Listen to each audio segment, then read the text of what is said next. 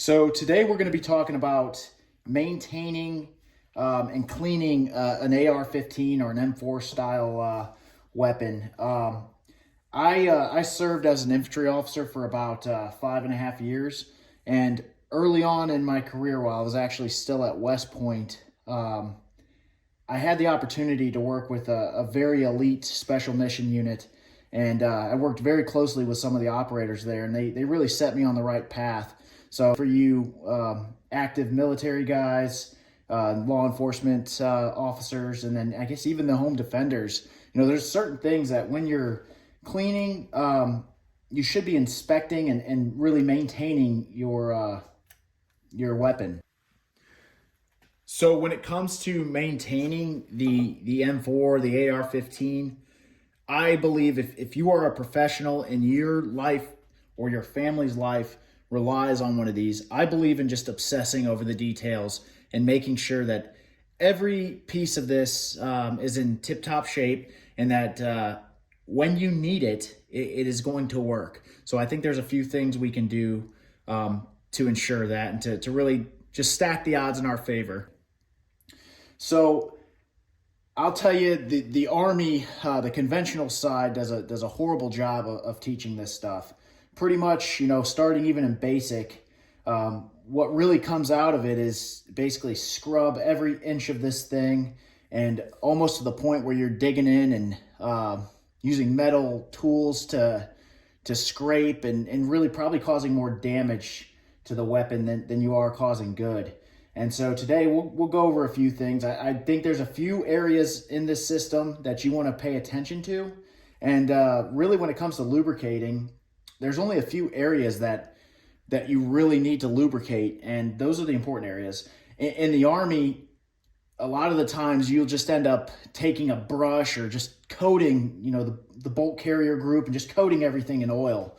And what that oil does is it just builds up, and it creates a spot for dirt, sand, whatever the case may be, just contaminants to get into the cycle. And find that doing that's, one, it's unnecessary, and two, it can lead to more problems down the road. They say that these things, they'll run dry, they'll run dirty, but they really don't like to run dry and dirty. And really, so the carbon in it really actually helps it run efficiently. So if you talk to professionals, they'll tell you they go thousands and thousands and thousands of rounds before actually cleaning their weapons. So this one actually is clean, but just for demonstration purposes, we'll go through it here. So first thing, what we're gonna do, we're gonna make sure that it's clear, even though I already did that off screen. So clear. Next, we're gonna go through and we're gonna inspect all of the stuff on the outside of the weapon to make sure that it's tight, make sure everything's functioning properly. So first, we'll take a look at the buttstock, make sure that it locks in place. I'm gonna look at the pistol grip to make sure it's not coming off. I'm gonna turn it over and make sure that the safety selector switch is functioning properly. There's good tension, positive clicks in it. I'm gonna make sure that the mag release, the spring is in good order, and really check my quick disconnect for my sling, make sure that that's not loose, make sure that my light isn't loose, and I'm gonna inspect the optic and make sure that it's not. Make sure that the optic's not loose. You're gonna want to make sure this one's been pinned and welded. So I know that this comp isn't going to come off, but for anyone with a comp, any flash hiders out there, you want to make sure that these are staked down. Same thing in the back. Make sure that castle nut hasn't come loose and that your buffer tube is on there tight. Just a few other areas that you want to pay attention to. So this would also be a good time to go through and change your batteries, really the frequency in which you're doing this. Make sure you have fresh batteries in your optics and in your flashlights and that. Again, you want this thing to be ready for when you need it. So really the big part of this is maintaining it. After I've inspected the outside, I'm gonna go ahead and open it up and go into the parts that matter the most. So really, you know, as far as cleaning it, there's not too much you need to do on the lower side. You can take the buffer spring out and, you know, just inspect it to see. I mean, there really isn't too much that you need to do with this. No lubrication, anything. But I will just, you know, wipe it down. Again, this is a clean weapon, but we'll go through the motions. So this, checking out the buffer, making sure that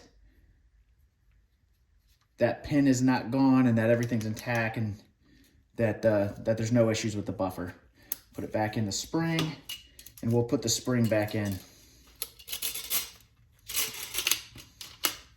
Next, I'm going to inspect the trigger. So first, I'm going to feel just...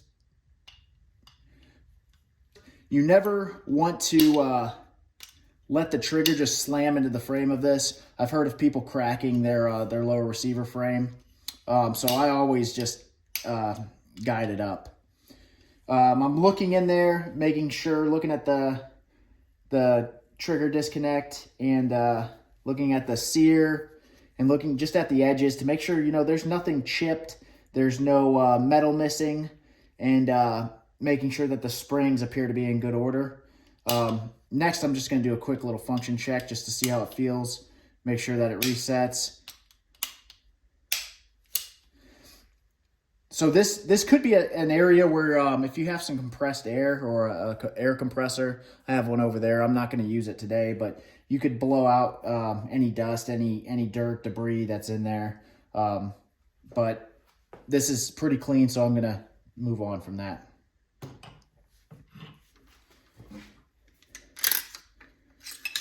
So next,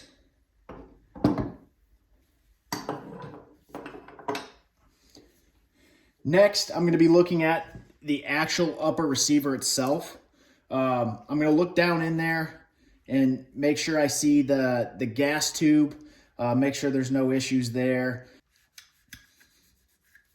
And you can just get in here and kind of scrub the inside of the rails where the bolt carrier group rides. So as far as what I'm using to clean with, I use, I really like microfiber towels.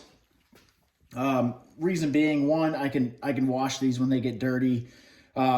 Two, I found, so I started off back in the day, I was taught to use cut-up t-shirts.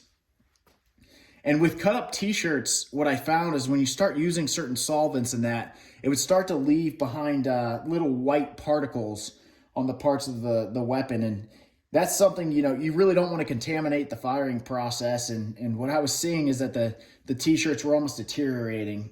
And so I switched to microfiber towels. Now, they are not as aggressive and as they're not as abrasive as maybe a t-shirt or maybe some other options. But I've never found that I really needed to have something really abrasive to clean it.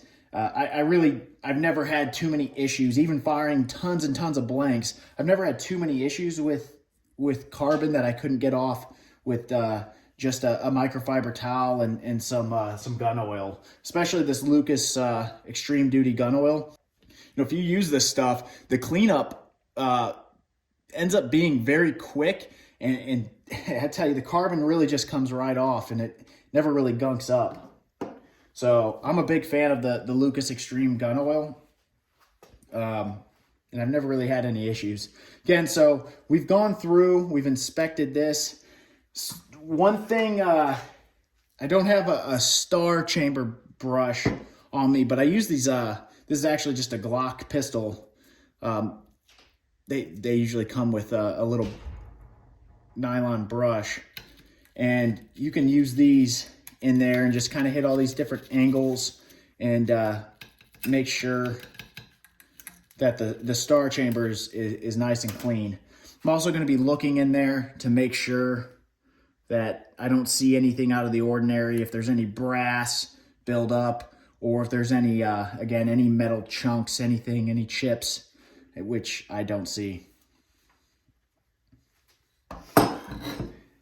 The next thing, it doesn't need it today, but I usually use a bore snake, and I have these for all the different calibers I shoot. I really love bore snakes. They make the cleanup process so much easier. For you military guys, who are shooting a ton of blanks, these things will save you so much time. But basically, again, I don't need to do it today. I've already looked. The barrel is nice and clean, but really what I do is I'll put a couple drops of CLP or whatever gun oil you're using on it. I'll pass it through. I've always done passing through it twice and then inspecting just to make sure that it it looks presentable. But really looking for any any lead buildups, any carbon buildups. You really just looking at it. Next, I'm going to inspect the charging handle. One, the retention clip. I'm going to make sure that it has good spring tension on it. These, you won't have too many issues out of charging handles, but you will start to see maybe some metal fatigue in it. I've seen, probably only twice in my life, I've seen one of these fail. It was the kind that comes on like a Colt M4, the standard mil spec charging handle. I've seen a couple of them fail, but for the most part, these, you really shouldn't have any issues on this, but you'll want to check the hole, make sure that around it there's no fatigue cracks or anything in that. So the charging handle, typically what I would do is I would wipe it off. And again, this isn't necessarily a moving part during the firing cycle, so I don't really give it that much attention other than looking to make sure there's no cracks. But really just a quick wipe down, really will do the job. So the bolt carrier group, this is really what is necessary for this weapon to function properly. So I'll just wipe it down on the outside just to wipe all the oil that's currently on it, and then we'll break it down. But before breaking it down, I am going to look at a few things here. The first, I'm going to make sure that my gas key is staked down and that I don't have any issues here. This one's, it's staked properly. It's a BCM bolt carrier group, so this thing's solid, and I've never had a single malfunction out of this BCM. But we want to keep it that way, so we are going to inspect and make sure that we don't have any issues. So next, I'm going to break this down. So I'm going to remove the cotter pin here. And we are going to put that right there so we don't lose it, which will allow me to get my firing pin out. I'll twist the cam pin.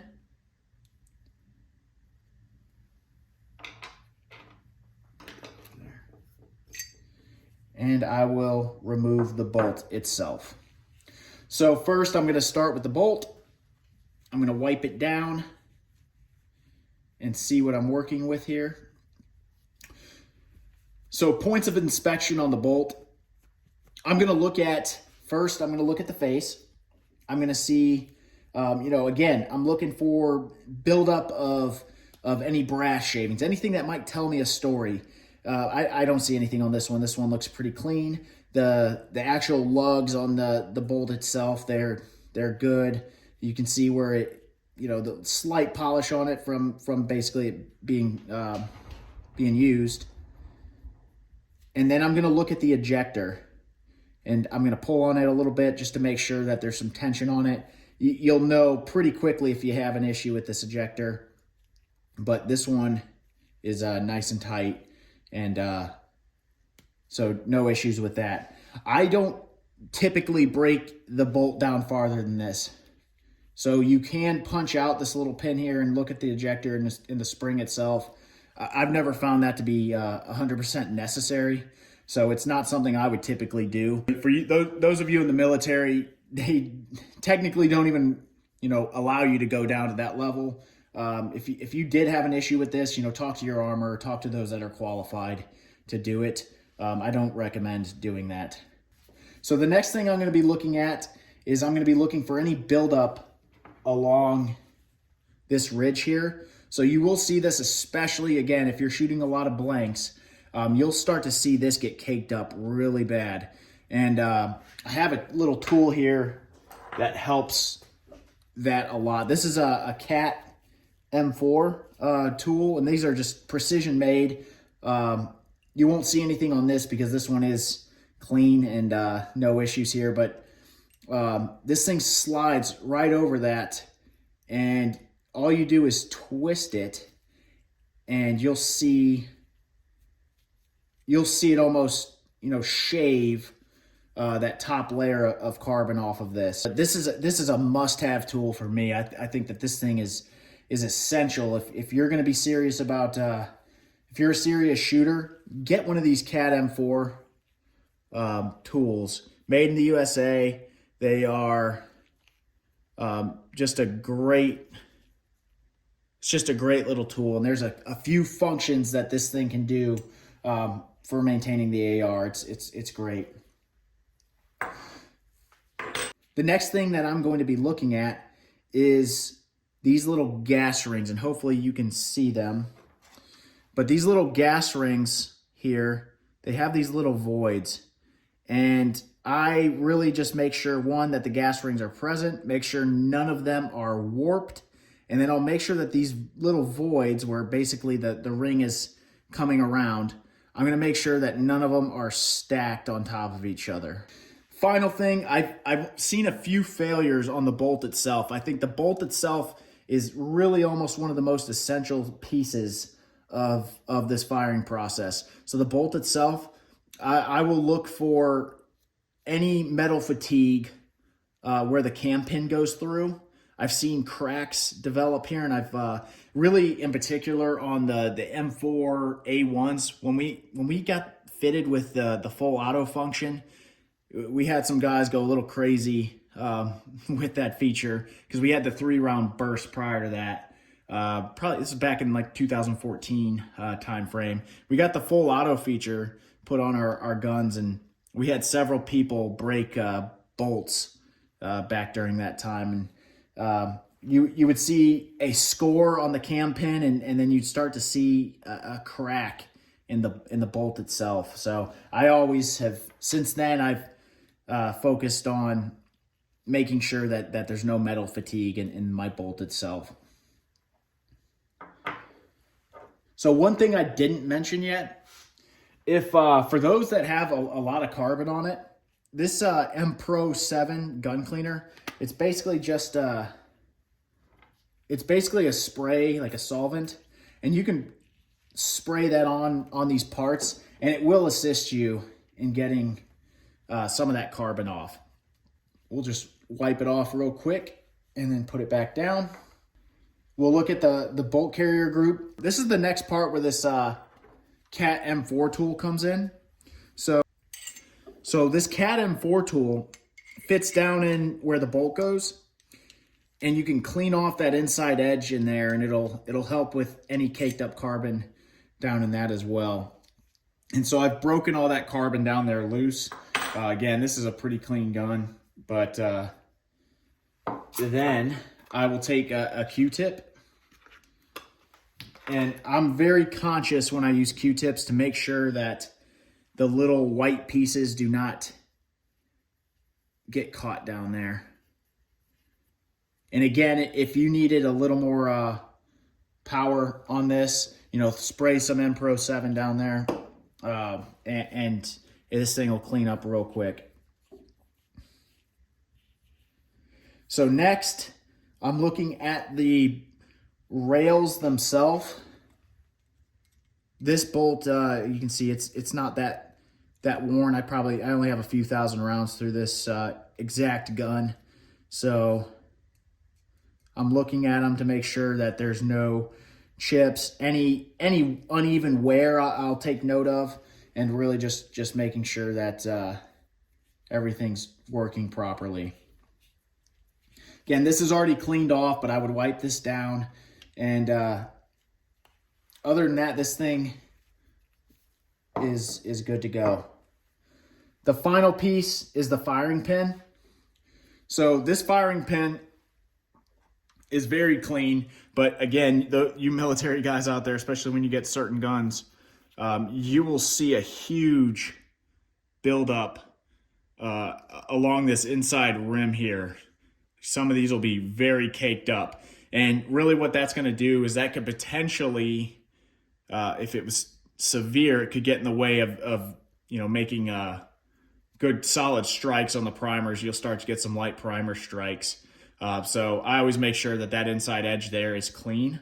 And this is another benefit of the CAT M4 tool. You can see it has this little hole here, and really that fits the firing pin perfectly. You can spin it around, and this thing will clean up. You just spin the firing pin in there, and it'll clean up the inside edge almost perfect. The last piece is just the little cotter pin. I'm just going to wipe it off. The firing pin, retaining pin. I'm going to just wipe it off, and I'm going to look at it, make sure that it's not spread, because having your firing pin come out is not fun. So we want to make sure that this little retention pin does not have any issues with it, so that it does its job. And next, we're going to talk about proper lubrication. So again, I use the Lucas Extreme Duty Gun Oil. I've used this stuff extensively. I have this small little bottle here, and then I also have a bigger bottle that I typically just fill up this when it runs low. But this stuff is the best weapons lubrication I've ever used. And the reason why, there's a few things. One, I love this little bottle that you can get from them, because it comes with this little needle applicator. So you can put this stuff exactly where you need it, and you can put it in the exact quantity that you need. So there's no issue of it running and dripping in places you don't want it. I've used some thinner CLPs and just some various brands, and they all work well. But this stuff is really a step above. It stays where you put it. It's not super thick. I've used this. Now, I have not tested this in like Arctic temperatures. So I have used this stuff all the way down to maybe about 20 degrees. So I didn't have any issues in those temperatures. And I've used this all the way in, 100 plus degree temperature, like desert heat type stuff. And this stuff, whatever I've put this on, it just runs. So putting this weapon back together, first thing I do, I will apply a very small amount of oil, and I will just spread it around on the bolt itself, and I'll get just a little bit on these lugs, basically the excess. And again, this is if you can tell, this is a very light coating. This is not saturated in a ton. This was literally like a drop and a half that I put on this. And that might even be a little overkill. But then I'll just stick that in here. I'll stick it in the bolt carrier group itself. I'll give it a spin just to make sure it spreads out evenly. Next, you can see that the cam pin has a little bit of wear on it. And that tells me that there's metal on metal. That tells me that there's moving parts that require lubrication. So again, I'm just going to put a single little drop on that. I'm going to rub that in.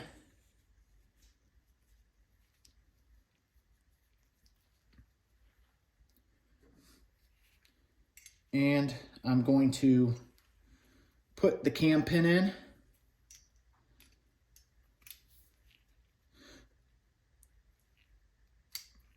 So a little trick for those of you that can't ever figure out which way the cam pin goes in. When the bolt is pushed all the way in and you're staring down like in this orientation, the ejector will be pointing up and to the right. Because think about where the ejector port is. That has to be basically in line with the ejector port, during the cycle of fire. So that is the natural spot. That's how I remember it. I'll pull that out. Now, the firing pin, you do not need lubrication on this. Do not lubricate it. But we'll drop the firing pin down, and we're going to make sure that that firing pin is seated all the way in. This is not necessary, but it does make it easier when it comes out. I'll put just a touch of oil on this cotter pin here. But this is super important. You want to make sure that this goes in on the right side of the correct side, I should say, of that firing pin, and just make sure it's seated in there. I can look down and I can see that this is running across, so there's no risk of that firing pin coming out. If you did that and that firing pin came out, chances are you put that cotter pin on the wrong side, and you want to make sure you test that before it goes in. So next, I actually put my charging handle in next.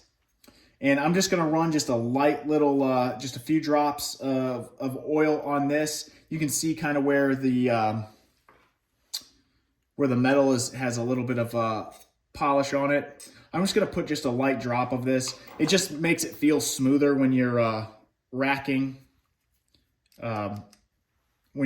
it. So I just put a little drop on the top side. And then I'll take my finger and I'll run that along it.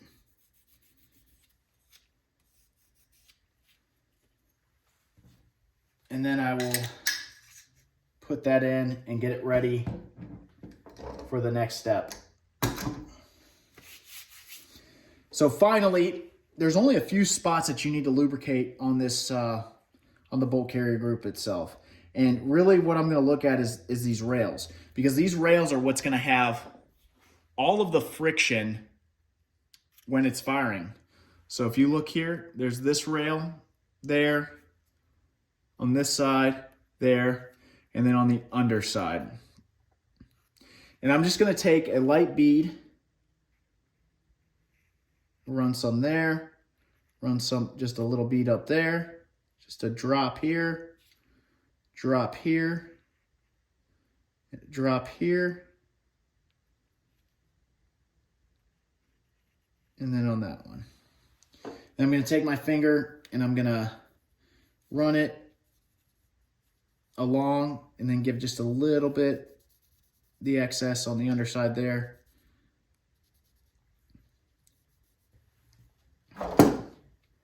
And then I'm going to put the bolt back in. And we're ready to put it back together.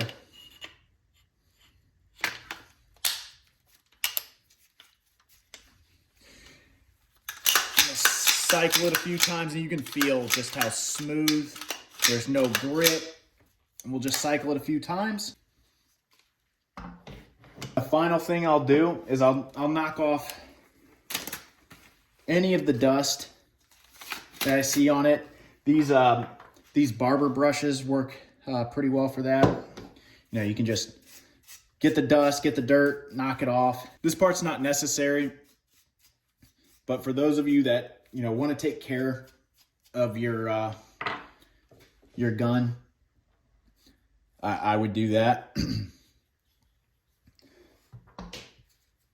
And then I'll use, you can use, like this is an iPro, an Oakley case. You can use that to clean your lenses. You do not want to use anything that's abrasive on these lenses. And you don't want to use anything that's covered in grease either. So I'd never keep this inside of my cleaning kit. I also have some of these lens pens, and these work pretty well as well. Little retractable brushes. You can use these to get some of the dust off of your lens caps. And then I'll look at cleaning off the flashlight itself as well.